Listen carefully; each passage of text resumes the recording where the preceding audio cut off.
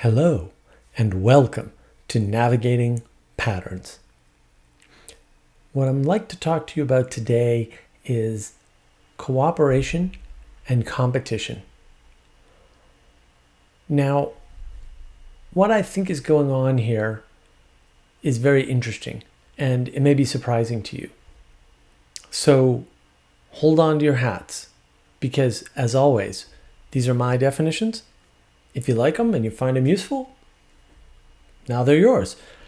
If you don't like them, you can throw them out, or better yet, modify them for your own use. Up until this point, I've been trying to avoid some of the more contentious sorts of issues. But now I have to go right at the throat of something that people are very attached to emotionally. This idea that competition and cooperation are somehow at odds with one another, or they're at loggerheads, or they're the opposite, or something like that. I just want to state out front, it's a false dichotomy. It's not true. And I know I teased about this video in a previous video about the economy, so let's dive in and get to the bottom of why I'm using a different method of thinking about these two things and how I think it makes more sense to think about them in this way than using this false dichotomy, and why that's important. So to start out, let's look at cooperation. When we're talking about cooperation, what do we mean? What are we really after? I think the easiest way to think about cooperation is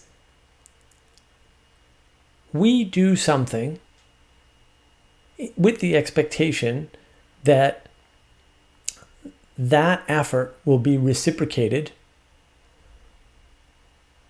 by someone else or something else, right? That there's some sort of way that in doing this and combining it with other work, that something bigger will be done. So this is something like if you've got to go out and plant a bunch of seeds, and maybe you need to plant them all pretty much at the same time. Maybe the field's too big for one person to do that in one day. So you get help. That's cooperation. You can also cooperate with yourself in the future. That's where things get really weird. But basically, there's an expectation. And the problem with cooperation is, how do you measure it? How do you know you're cooperating? And it's like, well, that's pretty easy because something bigger than what you could build by yourself or what somebody else could build by themselves, if you're cooperating with them, arises. Fair enough. But we use cooperation as a form of exchange, right? As a form of participation. And you don't want to over-participate and you don't want to under-participate. And so you need some kind of scoring system. Like, you just need a scoring system. And it's like, whoa, scoring, whoa, bad. But no, scoring is necessary. You can't cooperate appropriately without a scoring system. It's not going to work, right? Because we don't want to be taken advantage of, and we don't want to take advantage of others. Because when we do that, bad things happen, right? Either to us or to them or both. It's not healthy. And in order to build a city, people have to cooperate. And your cooperation can't be measured by the exact same amount of work somebody else does, because in all cases, because that might not work. Like, my skills are different from your skills. My skills now are different from my skills in the future. So you can't say, well, they did an hour of work, I did an hour of work. If the hour of work for them is carrying sand and the hour of work for you is watching a kid play, like, that's not equivalent. And I'm not going to say which one's worse. I'm just saying it's hard to get an equivalence there. So we need to use some sort of scoring system. And a scoring system is, and this goes back to economy, this is the way we measure participation. I think that's what it is. So in order to cooperate, we need a neutral way to measure participation. And it's not exact. And like, what's the value of hauling sand versus watching a kid? What's the value of my skill at fixing a computer really fast versus your skill at teaching music? Like, I mean, I don't know. But we do determine these things. Like, we do it sort of in our head. Jordan Peterson talks about this. We keep track. We keep track somehow, and we're using some kind of measurement system. So if we want to jump to competition, scoring is the primary way we do it. And usually when we talk about competition, we're not talking about competition per se, we're talking about a specific type of competition. And then it's not even a specific type of competition because, as noted everywhere in the universe, as far as I can tell, healthy competition is good. There is such a thing as healthy competition. We know this, right? Your rival, your competitor makes you better because you're striving. And it's the act of striving. It's that whole idea that you're striving, right? That you're going for a score. Scoring is the primary way to keep track of competition. The difference is in the outcome. The outcome of competition is victory. The outcome of cooperation is community or something like it. Just because you cooperate doesn't mean you aren't in a hierarchy, because you can do more for someone than they do for you. You're still in a hierarchy, and people hold that over people's heads all the time. So you can complain that competition creates a hierarchy. So does cooperation. Scoring is everywhere. We have to score. Scoring's how we keep track. Scoring's how we determine value. I don't know how valuable my skills are to you, and my different skills are going to have different value, right? I just don't know, because that's you, right? And value, as we talked about in the economy video, is all about the negotiation between two people. It's the transjective result of the negotiation between two people. Value doesn't exist outside of that negotiation.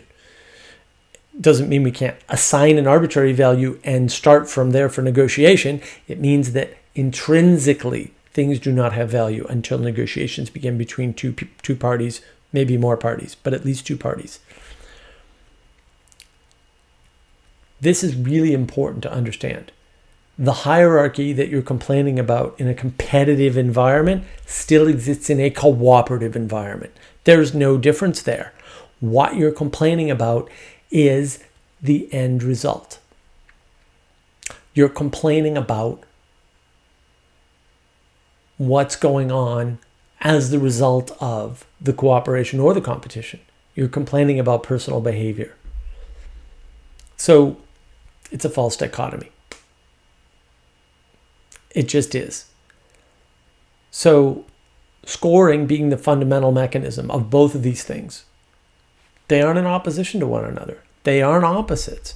They aren't competing, right? It's not like you can just take competition and replace it with cooperation. They're mostly the same thing. You can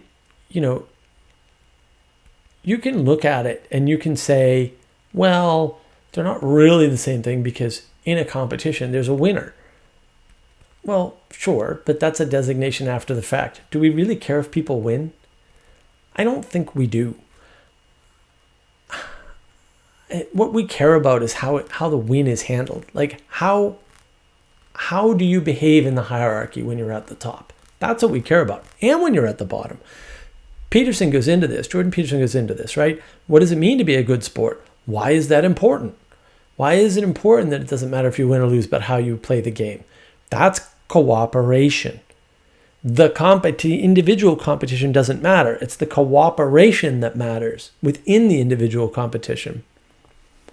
So the competition in many ways is always subservient to the cooperation anyway. It's not the highest thing. It may be the highest thing we look at in the moment, but it's also important because you have to know who's better and who's worse. And you have to know who's better so you know what you can do or might be able to do or what you have to strive for.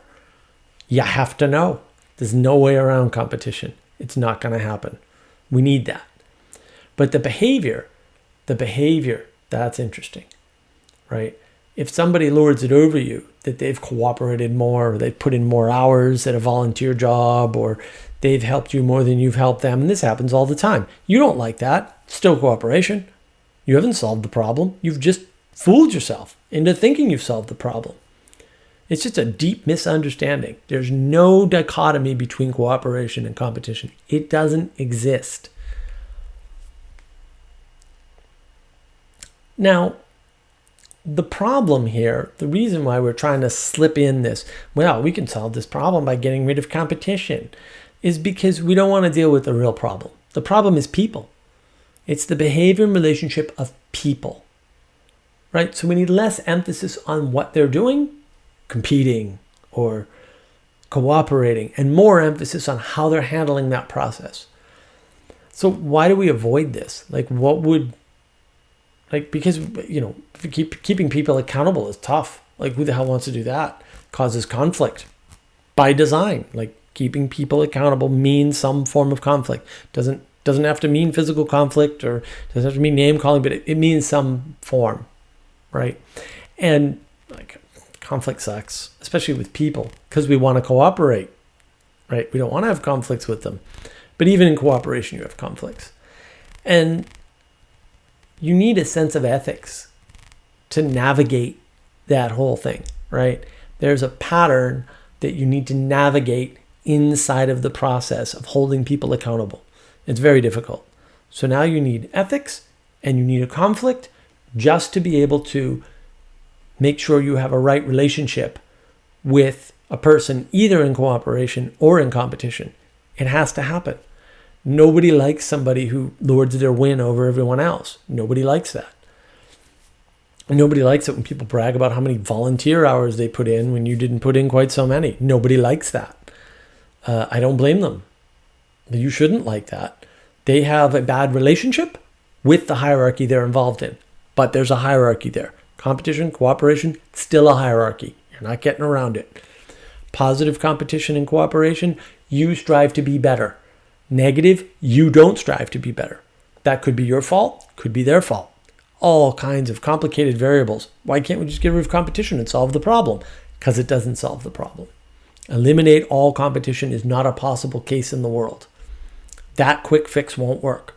You need ethics. Ethics is hard. You need conflict. Conflict is just no fun.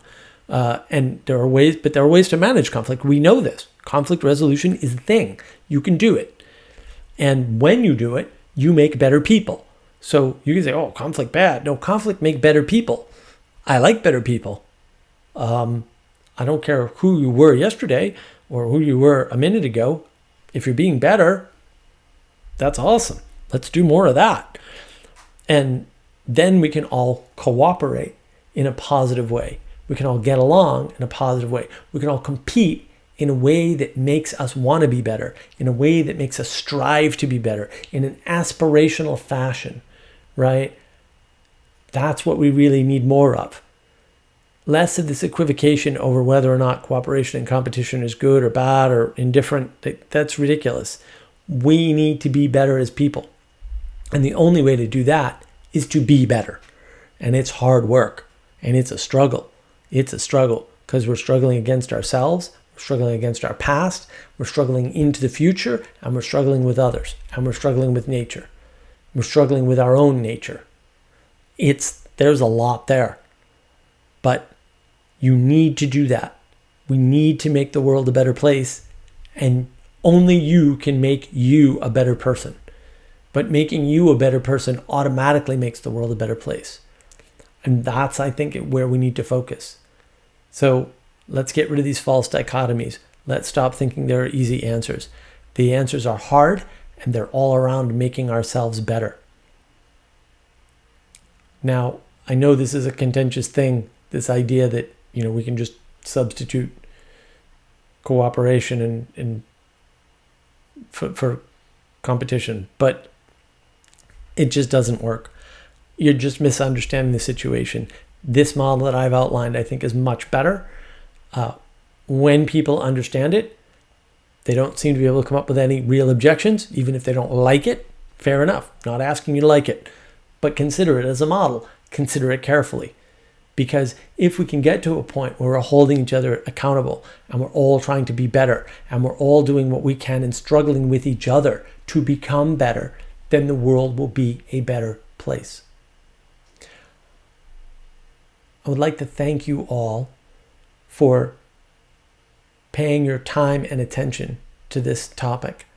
And I hope you'll struggle with it and see maybe this can be improved. Maybe you've learned something. Maybe you have a better way of looking at the world that gives you insight into what's really wrong with the world and how it can get better. Or maybe this will just help you to see new patterns and navigate them. So once more, I just really want to emphasize that I'm very grateful that people are watching these videos and some of you are getting something out of them. And I hope you'll get more out of them as time goes on. So thank you very much for your time and your attention.